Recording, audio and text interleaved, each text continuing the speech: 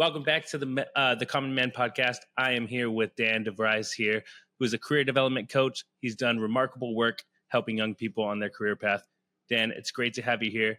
To kick things off, can you share a bit about yourself and where you're from? Absolutely. Thanks, Lorenzo. I appreciate the having me on your podcast. It's really great to be here. So what do I do? At the moment, one of my core focuses is on helping young people accelerate their careers and create careers that are, I guess, not just great for money making, although that's important because we all need to live our lifestyle. It's really about creating those meaningful careers that are fulfilling and become a really important part of your life. Because for a lot of us, our work and our careers is a huge part of our life. And it's, we're going to spend up to 40 years working, and we're going to spend a significant portion of most weekdays working. So I really have this passion to try and help people create the best career that they can. And I focus on young people because, well, to be quite frank, they're less cynical, they're less jaded, and they're ready to actually give things a go. They're ready to learn and listen and take things on. And the things that I like to focus on in a broad sense is all of those things that you don't get taught in school, those things that you don't get taught in university or college. They're the things that I personally had to learn the hard way through bitter experience and doing the time, doing the years. But I like to share those things because they can have such a huge impact on a young person's career. You can shortcut things. You can find out the quickest way to do things. You can, I guess you can learn from other people's experiences and other people's mistakes, including my own. And that really helps. It helps pump up that confidence and helps people achieve the things that they want to achieve. So where are you from? I hear you got an accent here. Yes. Well, maybe you're the one with the accent. No, of course. I'm the Aussie. I'm the Australian. Of course. No, so I'm from Australia. I live in a city called Brisbane. It's in Queensland, which is it's a very sunny kind of state. We have 350 plus days of sunshine a year, although this year has been a bit different. We've had a little bit of different weather, but generally speaking, it's sunny, it's beautiful, it's warm. Right now, we're coming into winter, and it's about 24 degrees outside. Sorry, 24 degrees Celsius. Wow. I don't know what that translates to in Fahrenheit off the top of my head, but it's a nice warm day. I was gonna say it sounds like California. We have around 75 degrees Fahrenheit. I don't know what that translates to. I think they're pretty similar. That's pretty similar. Although someone's going to go and do the maths after this and make us look silly, but that's okay. So So I was born here in Queensland. Moved to Brisbane when I was 7 years old, and this is where I grew up. This is where I went to school. It's where I went to high school. This is where I got my first job. This is where I did everything that I've done, and I've lived here since I was 7. I'm now almost 40. So, for me, this is home. And for anyone watching from the US, everyone knows where Sydney is. Everyone knows where Melbourne is. Brisbane is the third biggest city in Australia. And it kind of doesn't make the headlines, and it doesn't make it doesn't get the same attention that your Sydneys and your Melbournes get. And to be fair, it's a lot smaller, and it doesn't have Bondi Beach, but we've got some of the best beaches in the world just down the road at the Gold Coast. I'm obviously extremely biased, but I love it here. It's awesome. So walk me through how did you get interested in wanting to coach the next generation? What got you interested in that? So a couple of different things. The first was when I worked a corporate job. I worked for big multinational companies, and they always had these internal business mentorship programs.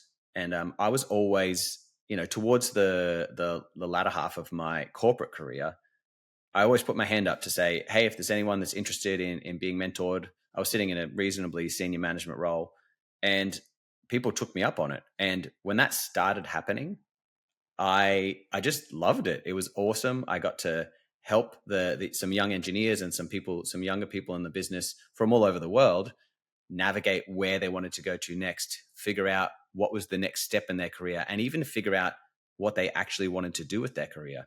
And then the kicker is why I came back, is that when someone then goes on to achieve whatever it is that they wanted to achieve, and they send you a text message or they send you an email saying, hey, Dan, I've just done this. I had to let you know. It's awesome. I feel so good about it. And thank you so much for the guidance or the support you gave me throughout the process. there's almost no better feeling than that. It's a really awesome feeling to get that feedback from people saying, hey, we worked together. Yeah, it took some time, but now I'm here and I'm so happy with what we've done. It just feels so good. It's so fulfilling. Can you share with us the early stages of your career? What motivated you to climb the corporate ladder? Interesting. So motivation was not a huge part of it early on in my career. So the early stages, I'll give you a bit of background. So I, finished high school, went to university. Didn't University wasn't really for me. I was an 18-year-old boy. I didn't want to sit in classrooms again for 3 or 4 more years. And so I dropped out after a year of doing university. And then I went and did a pre-vocational course, which I think they would call like a tech school in the US, for aircraft maintenance engineering. And I got into aircraft maintenance engineering and avionics. And I landed at a French multinational called Thales, working on flight simulators. And for me, that was awesome. It was amazing. The technology is so cool. And I've always loved computers and networking and that sort of stuff, and airplanes. And so for me, it was this cool mix of technologies that was super interesting to me. And so I did that across multiple different companies for about 12 years, as a hands-on, fixing problems, diagnosing issues, helping bring equipment back online. And then sort of towards the end of those 12 odd years, I was kind of getting a little bored, I guess. I'd started seeing the same problems over again. It was just not as interesting as it used to be. And I needed something a bit more challenging. And so I was basically just raising my hand, putting my hand up in the company I was in, saying, hey, I'd love to take on this extra responsibility. I'd like to work on this project. I want to do this. I can see this problem. I'd love to help fix it. And that is what grew into this part of me then wanting to climb the ladder. I did have the same motivations that a lot of people have when they're younger. Earning more money it's a huge thing, right? We all want to make more money because it helps us live the lifestyle that we want to live. And that it truly matters. People that say that you don't work for the money, I think are full of it, quite frankly, because we all need it to survive. It's how our economies work. It's just a fact of life. But I was not in that frame of mind of purely chasing money, because I could have done different things that, make a lot more money, but were just less interesting to me. So once I got involved in doing things, I guess, outside of my formal job role, that's when the doors really started to open up for me. And that's when I realized, hey, I don't have to do this for the next however long. I've got these opportunities that are coming. And that's what started to build that sense of wanting to climb that corporate ladder in the company that I was in. And then moving from there, it turned into this, more responsibility, helping more people, doing people management. And I felt that I had a bit of a natural knack for the people management part of moving into management and leadership roles. And that kind of naturally helped its way through. Yeah. I have a younger brother that's about to graduate high school. What advice would you give to an 18-year-old thinking about going to college or university, thinking about maybe joining a union or a technical job? What's your advice in that? So without knowing your brother, it's very difficult for me to give specific advice. However, generally, what I would always say is, at that age, especially as men, as males, we take longer to mature. Realistically, most of us don't hit any sort of real maturity until 100%. we're say 25 at best. And for me, it was probably a little bit later than that too. It took me quite a while to mature to like a proper adult, right? So in that vein, that being 18, I think it's really important to do things that satisfy whatever your curiosities are at that time. So for me, the example was I went to uni, but I was an 18-year-old guy who was a bit stir crazy and didn't want to sit in class and do exams and write assignments. What I did want to do is get my hands dirty and get interested in something that I was gonna physically do things. And for me, that was really important. And thankfully, I didn't realize that, but my mum picked it up and said, "Hey, look, you look like you're probably not having a great time. Maybe you should go and do something that's actually going to engage you." So the advice is, do something that it doesn't have to be exciting. like the world's most exciting thing, but it needs to give you that feeling of interest, engagement, excitement to a certain degree, because you can always move into those other things later in life. Like I said, 18-year-old me, not keen on exams, writing assignments. I just finished my MBA, loved it. Writing assignments was kind of part of it, and doing exams and stuff. I really enjoy that now, but I had to mature to get to the point where I could, use those parts of my brain that are good at those things and now can actually enjoy it. So find something you enjoy, and have a think of where it fits into, say, a bigger, longer picture. Because your brother's graduating high school now. He's almost certainly going to have at least 3 different careers in his lifetime. The statistics are everyone's moving to more and more different careers throughout their lives. We don't do the old school show up at the factory when you're 18, work your way to the top, and then retire with a gold watch. That doesn't happen. It's very rare for that to happen these days. And so Right. I would say comfort yourself in the fact that what you choose at 18 is not your destiny. It's not what you have to do for the rest of your life. You're not locking yourself in, and understanding that there's that flexibility in the future, I think, is really important for an 18-year-old, especially because we kind of get fed stuff at school that, oh, this is the most important decision of your life. You got to go to college and you got to do this. And, I'm a reasonable example that I dropped out of university. I went back and did it later when it suited my maturity level and the time of my life. So yeah, don't feel bad about choosing something that you enjoy, because, life's for living. You said something. You said you're getting your MBA and in your 40s now. Um, Yeah. Yep. what surprised you? What surprised you the most? So I've had some friends.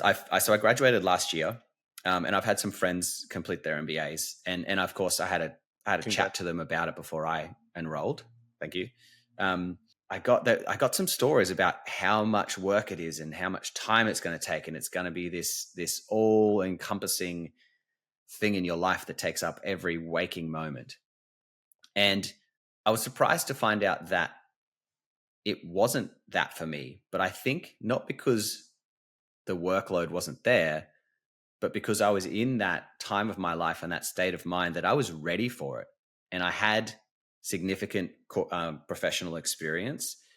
And a lot of the stuff that you study in an MBA, I could apply immediately to my work, to my day-to-day work. And for me, especially, and I find this is true with a lot of men, males in particular, the Mhm. application, understanding the application of where you're putting the things that you learn makes a huge difference. If you can apply it, or you can see the application of what you're learning, it sinks in so much better, and you learn so much more, and you retain so much more.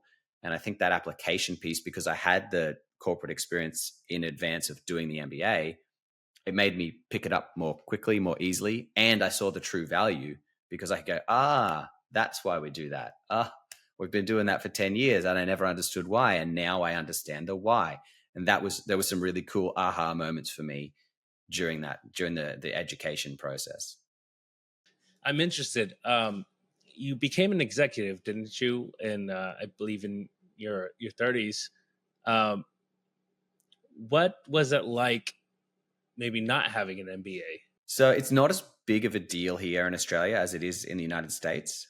Um, MBAs are common; they're commonly done, but it's not the same kind of. As far as I understand it, there's a quite a large push in corporate America for executives to have MBAs before they get started. It's a lot more common here for people to get into exec roles and then do what's called an executive MBA, where you get to do it through experience, and you get to fast track your way through it.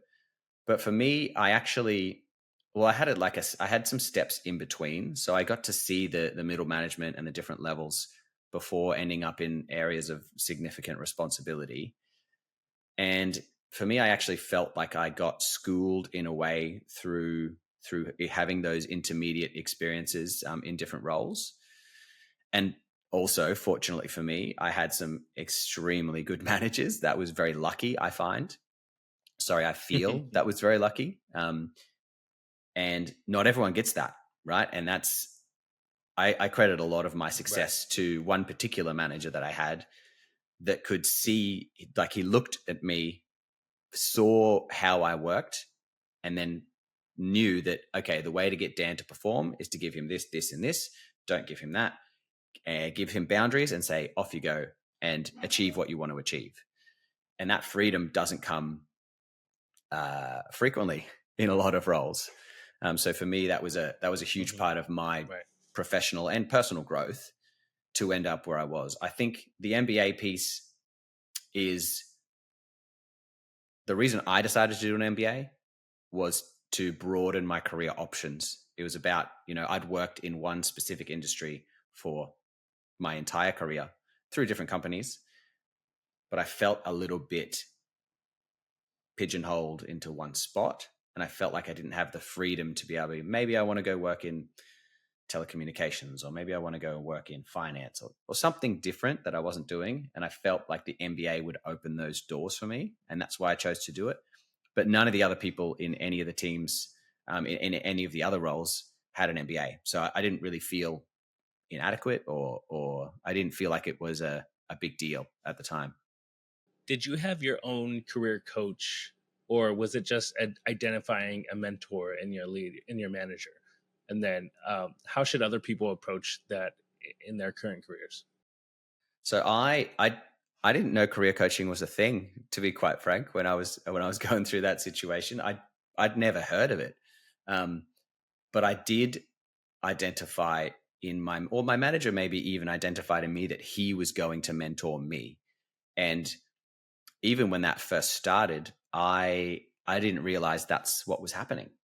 I was honestly pretty naive to that whole situation. I hadn't had a mentor before. My previous managers hadn't been super mentory types of people until I had this one boss that really accelerated my career. And yeah, that I'm super thankful for that because I just didn't understand it, and it happened because that was his style, and he managed to work that way through for me, and it was awesome. But for people seeking, so I didn't have a career coach is the short answer to that question. I just had the mentorship of this particular manager. What would I suggest? So it comes down to your situation. So my style of career coaching is very mentory in fashion. I'm not a pure coach at heart. I definitely draw on a lot of my own personal experiences and the experiences of people that I've worked with to help my clients achieve their career goals that they want to achieve. But if you're looking for something in a career coach or mentor, it's going to come down to your personality and how you want to approach your career progress. So a mentor and mentee relationship, I find, is more personal. It's a little bit more close. It's more trusting. You have to be quite transparent. The analogy I like to use is, you look at a football coach, they're coaching you on techniques and skills, but the mentoring part of it would be that motivation, that true understanding. Why are we doing what we do? Why does it matter? And drawing from their own experiences to help you overcome your issues. So the one key thing, the absolute most important thing when you're seeking out either a coach or a mentor, you need to click with them. You have to want to talk to them every week at least. Right? You want that person to be someone you are excited to meet up with next week and tell them what you've done and listen to the stuff that they're going to tell you and take it on board and respect them and use that information to further yourself. So if you don't click, if you don't have a really strong rapport, the chances of your success are going to be much lower. That's the most important factor in my opinion. That's really good. What moments of self-discovery do you think you had, or did you have any, during your career? So I definitely had, there's one particular moment. I guess I wouldn't call it a moment because it was more a retrospective discovery. So when I was, earlier on in my career, say maybe 8-ish kind of years in, so it's a technical trade, right? It's very technical. There's lots of data that you need to analyze, and you need to understand processes and systems, right? And I placed all of my metaphorical eggs in that technicality basket. I want to be the best. I'm going to be I can fix the problems the quickest. I can diagnose the issues the quickest. I can know every fault before it's going to happen. I can prevent things from happening. But what I missed in putting all my focus on my technical capability was I missed out on really trying to develop my soft skills. And I have a personality that kind of leans towards being pretty good at human interaction and pretty good at soft skills. But I'd kind of parked that and put it aside and thought, what I need is to be the absolute best technician at making sure that I can solve problems and do things. And it took me probably another 2 years, I would say, 2 years of interviewing for promotions and getting knocked back. 2 years of really literally thinking to myself, I'm perfect for this promotion role. Why are they not choosing me? What is wrong with what I do? Right. I know the person they promoted. I'm twice the technician they are. I am so much better than them, and I can prove it. And they know that too. But it was naive of me to think that, just being a good operator is the core element of taking on more responsibility. So it took me a while to figure that out. And once I did, things changed. And that's when I started to be accepted for these opportunities to take on more responsibility, to manage people, to do the non-technical trade stuff that allows you to influence others and motivate them and help team cohesion and bring people together and, I guess, motivate people towards a common goal and all of those things that are effectively leadership qualities. I kind of just ignored them at my own peril, and it delayed my career pretty significantly, I got to say, over the years.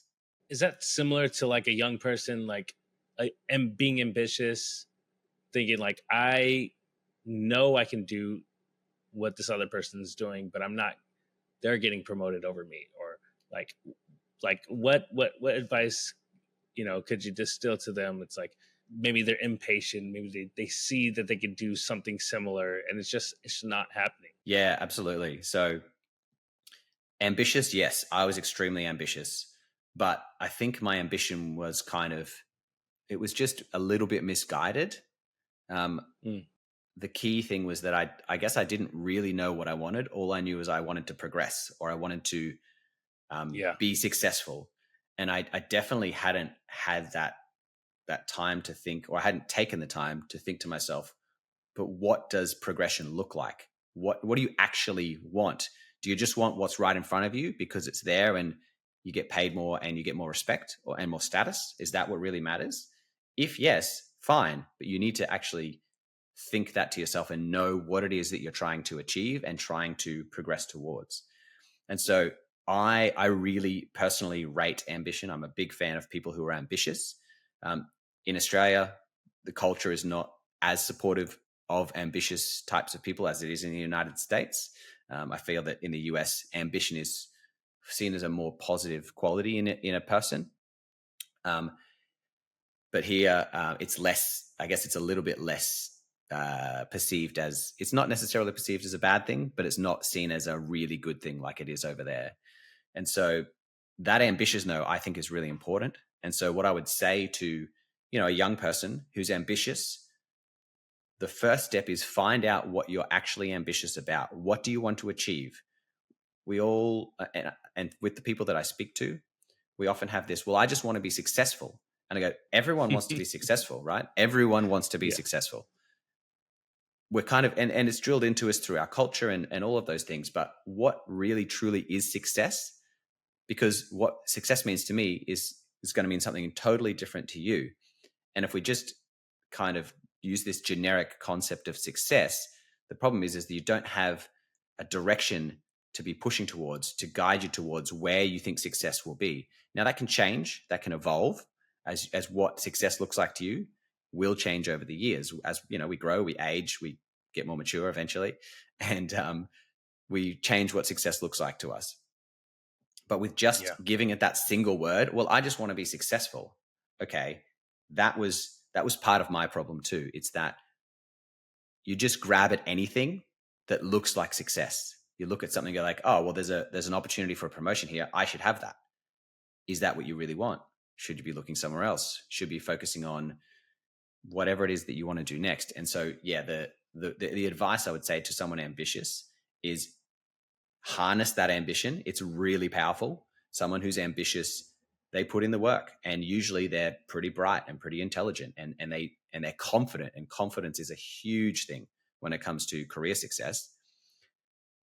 But make sure you have some boundaries and some guidance and a direction to channel that energy so that you can use it to its fullest extent and actually end up where you want to be, and not realizing 5 years later, once you've been, running down this path towards success and getting there and going, oh, wait a minute, this isn't really what I wanted. I've just spent 5 years of all of my energy, and, you're ambitious, so you get there. But then you get there and you realize, oh, this isn't really what I wanted. I've wasted 5 years.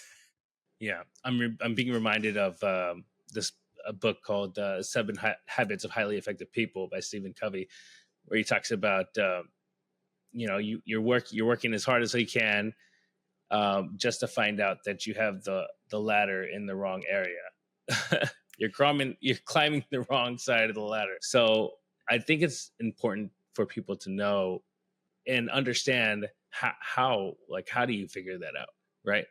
Yeah. How does a young person figure out what is the right ladder to climb? It's such a process. And so generally speaking, for people that are young, I really strongly advocate for trial and error. Try things, do things, cross them off your list. That's not for me. When it comes down to it, there's no real way to predict what's going to be the right ladder for you. You can take an educated guess. You can do some self-reflection, figure out what type of person you are. If you're a naturally outgoing person who loves being around people, maybe you're going to be going down a leadership path if you have those qualities. If you have different characteristics and you're great at attention to detail, maybe you're going to go down a different path that leads you somewhere else. But the only way to truly know, is to do. Right. And you do, and you try, and then if it's not for you, you try again. Something different, that is. Now then, I want to kind of throw this in there too. I'm just kind of being devil's advocate here. Now, if they try, what are the signs of when they should try something new and quit what they already tried? They try, like, how soon does someone be persistent at something before they say, this is not working for me, I need to switch it up? Because we talk about trying, and then they're trying for 5 years and they're not getting anywhere differently. So do we fail quickly? Do we change things? What do you say about that? That is the $64 million question, right? That is the knife's edge. That is making that judgment call about when is the right time to persist and push through when things are hard and don't feel right, and when is the right time to let go and move on to the next thing. I don't have a concrete answer that you can apply to all contexts. It's a very individual experience, and it's a thing that really has to come down to all of the other facets of your life that are going to influence that decision-making process. So, it'll be different at different times of your life.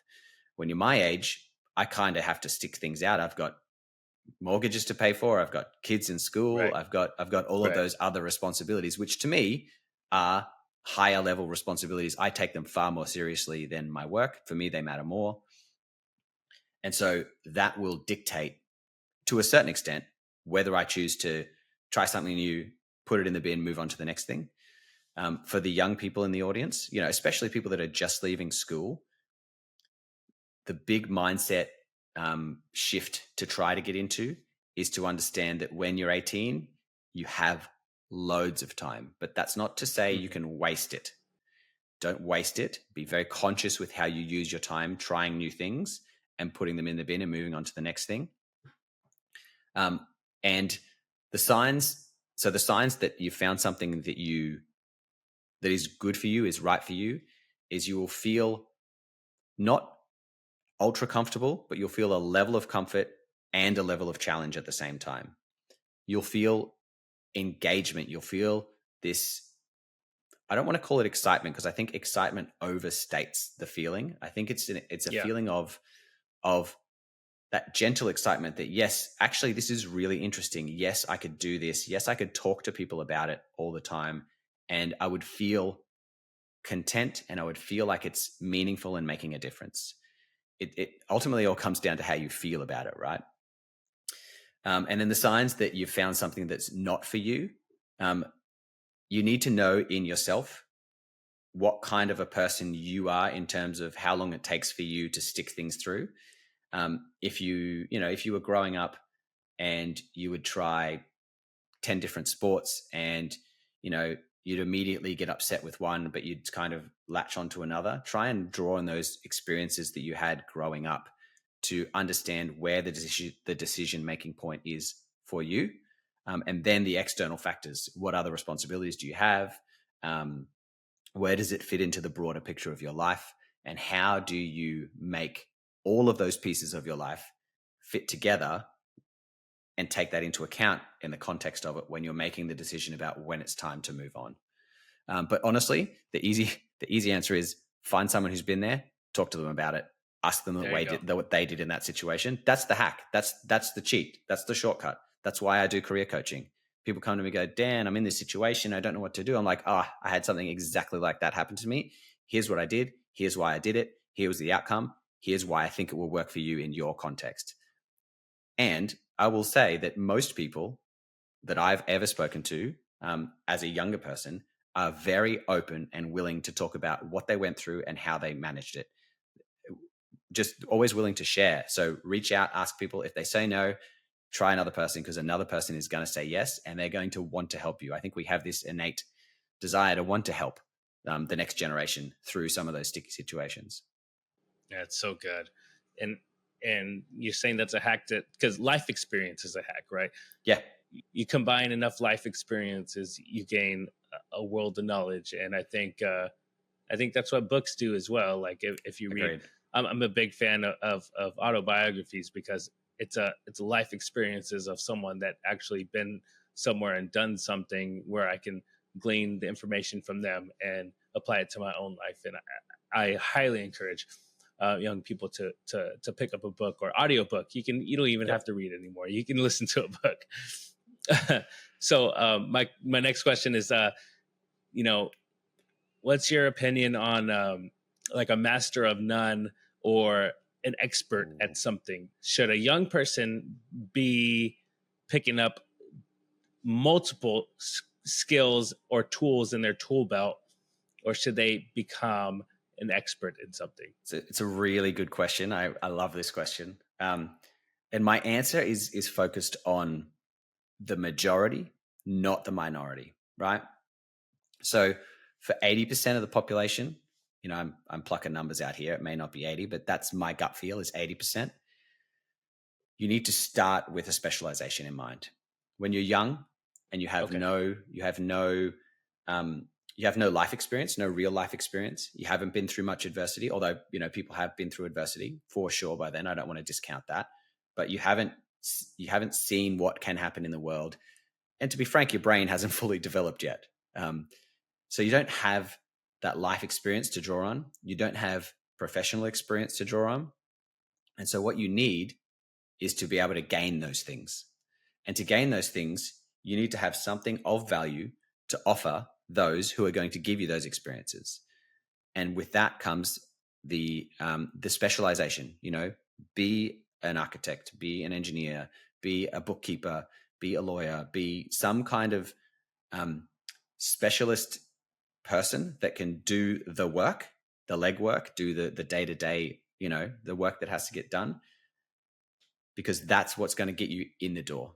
That's what's going to get you, because that's what you'll get hired for that. That's why all the junior roles are always in these individual contribution roles. That's your foot in the door to the world of of work, to the world of your career. This doesn't apply, I think, to people like, I don't know, artists, professional musicians. It's a different world in some of those circumstances, but I'm talking about people that have a traditional career, working in corporate or working in, blue collar, white collar, all that sort of stuff. That's how you get your foot in the door. Then specialize to a point where you can gain the experience that you need in terms of life experience and professional experience. So you've seen more scenarios and more contexts than, someone who's just joined the workforce. Then if you want to go down the career path, then you need to make a decision. Are you going to become an extreme specialist? Are you going to be, if you were a lawyer, you might become a specialist lawyer in aviation regulation in a particular aerospace domain, and you might talk about this, that, and the other, and get down to the really finer details of what it means to be the expert in that field, or one of several significant experts in that field. Or do you want to become the generalist? I think that has a lot to do with your personality and how you see the world as to which one of those paths you want to go down. I went down the generalist path myself, but I think that for most people, the best advice is start with a specialization, move into generalization if that is where you want to go. If you want to end up in senior management, typically speaking, you need to work towards becoming a generalist. You need to know more about more things. But then, in a typical business hierarchy, you'll have people that work in the hierarchy below you to find out the finer details.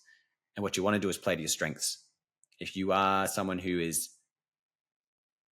I guess, less able to concentrate on specific technical things for a longer period of time, and you don't have that drive for technical mastery, maybe becoming a generalist is something for you, because you're more about, like me, I'm a generalist. It's bringing people together, motivating them, inspiring them, helping them get the best out of themselves, and achieving that common goal of whatever we want to achieve as a business.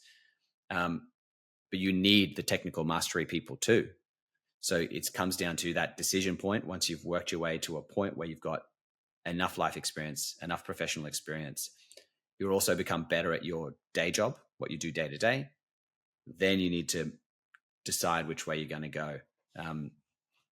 For me, it's not an either or, really, until you get to that decision point, which is probably, for some people, it's 5 years into their career. For some people, it's 10. For some people, it's 15. It's really dependent on the individual. Switching gears here, as an executive, are you concentrating on improving your stronger skills and outsourcing your weaker skills, or are you trying to improve those skills that you're not so maybe competent in? Yeah. So for me, the approach I typically take is doubling down on what I'm good at and outsourcing what I'm not good at. However, I do also have a personal goal of finding one or two of the things that I'm not so good at that I think are really important and working on them. I don't work on all of the things that I'm bad at and rest on my laurels for the things that I'm good at. What I want to do is cherry pick one or two things that I think holds a high level of value, and work on those while I continue to work to my strengths in the areas that I'm good at. But outsourcing is incredibly important. Outsourcing the things that I know that the things that I like to outsource are a mixture of things that I'm just not so good at, things that I genuinely don't really enjoy, but I know are important and they have to get done. And I think there's a correlation between things you're not good at and things you don't enjoy. And I think there's a correlation between things that you are good at and things that you do enjoy. We have this built into us. Oh, when you're growing up, especially, you let's say you show that you're good at chess. You all of a sudden, when you're good at it, you enjoy it because you're winning, and it has all this positive emotion associated with it, and therefore it's a self-fulfilling prophecy. You keep playing, you keep getting better, and you keep becoming good at it. As a child, that's an important thing about how we develop. But then, as an adult, we do tend to avoid the things that we're not so good at, not so confident at, and we don't like. And if you're in a position of if you're in a fortunate position to be in where you can delegate and where you can outsource things, I think that's a really valuable thing to do, as long as it's not to the detriment of your overall capability. If there's something that you're outsourcing that you know is a core skill of you as an exec, I think you should rethink outsourcing that particular capability and get yourself someone to come in and help you with it. That's the thing. I was really hesitant when I was younger to ask for help. Yeah. And that's one of the key things I've learned is asking for help. There's not only is there no shame in asking for help, it's actually one of the best things you can do. There are people out there that are much better at all sorts of things than you are. Seek their help. It took me a long time to learn that lesson. What future trends do you see in career development and professional growth, and how do you see individuals preparing for them? I mean, you hear talks about quiet quitting for young individuals and things like that. What is something that um, we can help younger individuals in their careers today? So trend wise, all the obvious ones, large language models are coming to take over the world. Work from home is a permanent part of our culture and our professional lifestyle now. But those like obvious ones aside, the trend that I'm seeing is a trend towards, and it's only really just starting to emerge, in my opinion, is a trend towards competence over certification. Interesting. We've had a long history in the last, say 50, 60 years of the piece of paper that you get from school, the piece of paper you get from college, the piece of paper you get from your trade, if you do a trade, being the indicator that this person, by very fact of having that piece of paper, therefore must be competent. And those who don't have the piece of paper just aren't considered because they don't have the piece of paper. But what I'm seeing is, especially with the trends in the way education is going, university attendance is decreasing. Other types of education and learning are increasing. I see that the person who truly learns and can put into practice puts themselves at an advantage over the person who is better at exams and is better at writing assignments. They just happen to have that, assignment doing and assignment writing and exam taking are skills regardless of what the content matter is. And some people have a more natural capability towards those things than others. But it doesn't mean that they're the student that understands the topic area the best. So I'm seeing the start of a shift towards looking at people and assessing their competence rather than, oh, you've got the master's degree, you must know how to do this, put you in the role and stop thinking about it. I think I see that as a positive trend overall. I see that there's been a dulling down of education and focusing so much on the certificate, the certification part of it. Like, oh, I just want that, and as soon as I have that, then everything's going to open up for me, rather than the true meaning of education, which is truly learning and having a skill and the ability to actually produce or whatever the outcome is that you need to be able to do from learning. Put that education, put that knowledge into practice. And that trend, I think, I don't exactly know how it's going to manifest exactly, but I see it as part of it in the university sector and the education sector in general, is that slow reduction of big, long degrees that come with a big piece of paper at the end, the move to micro credentials, smaller pieces of work, smaller bits of competence, and then assessing that true competence in the workplace. I find that it comes with a manager who's far more hands-on and far more interested in the people in their remit, who they're responsible for, to make sure that they're actually doing the thing that they need to do. And if they're not, supporting them to become that or to be able to do that, but not just blindly accepting that, oh, you got a degree from this university in that, therefore you are able to do this. Now, do you see someone without a degree, advice would be to go and increase the experience that you're doing and really showcase those micro credentials? 100%. Right? I think exactly. I think we're only just at the beginning of this process. And it's an easy discriminator. If you had to, I mean, the example is, if you had to hire someone for a role and there were 1,000 applicants, you need some quick and easy way to discriminate. You have to have that, because Yeah. you're not going to go and you're not going to interview 1,000 people. Right. So you need some kind of discriminator. Now, there is value in traditional education. I'm not anti-traditional education. I have plenty of it myself. It does show certain skills that are not to do with the realm that you're studying in either. It shows that you can start something and finish it. It shows that you can pay attention to requirements and deliver against those requirements. Whether it sinks in or not is a different story. But I think that the person without the degree, I massively rate experience. I don't necessarily think people need a degree, but sometimes you won't get the doors open to you without the piece of paper. And that's the world we live in right now. But if you can go in, prove yourself, show your capability as a person, do your own self-education to upskill and create more value for your employer, those things are really favorably looked upon when you're delivering in the workplace. When you go, if you know exactly what your manager or your boss or the business is looking for from you and you deliver that in spades, you will be looked upon very favorably. Like at the end of the day, that's the most important thing. Can you do the job? Can you achieve the outcomes? And do you do it in a way that makes us want to still be around you? Like, are you a cool person to be around? That's a critical part. I love that. And Dan, as we wrap up here, I've truly loved this conversation, and I'd love for you to come on again and really speak to the career path, for young individuals. But as we wrap up, we kind of running out of time. Yeah, all good. I want to ask two questions. First, where can people find you? Plug your information. Yep. Where can they find you on social media, on your website? And then lastly, what pertinent advice would you give to a young individual today that maybe we haven't touched on? Yeah. Something maybe I haven't asked you.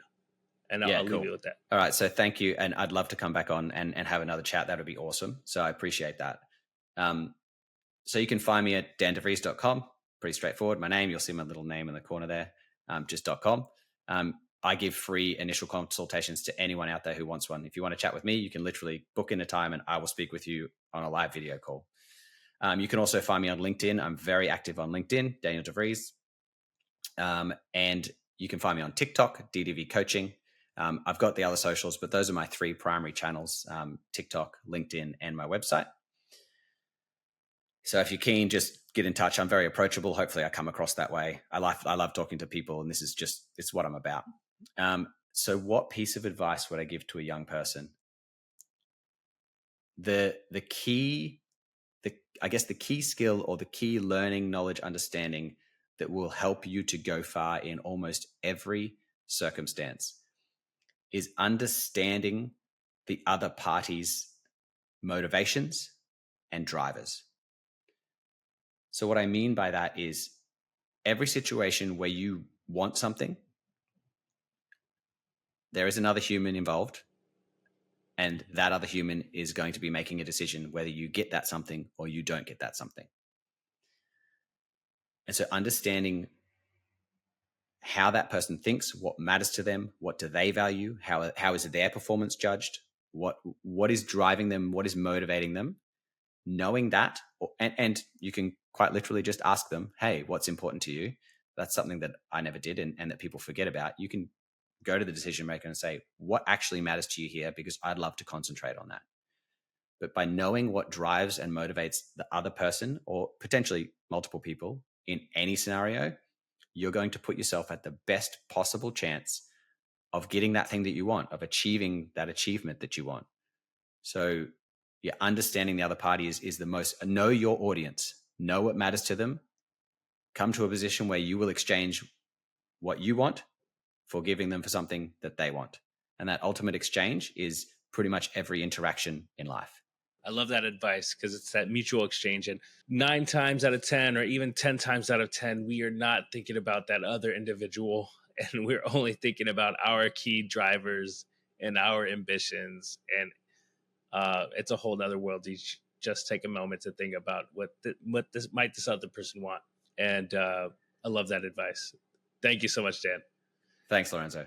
All right, I appreciate you. Everyone, go check out dandevries.com. We'll place it in the notes. And I truly had a great conversation. I hope you guys have had, taken away some good knowledge and key points away from this conversation. But thank you, Dan. I hope you have a great day and take care. Thanks again.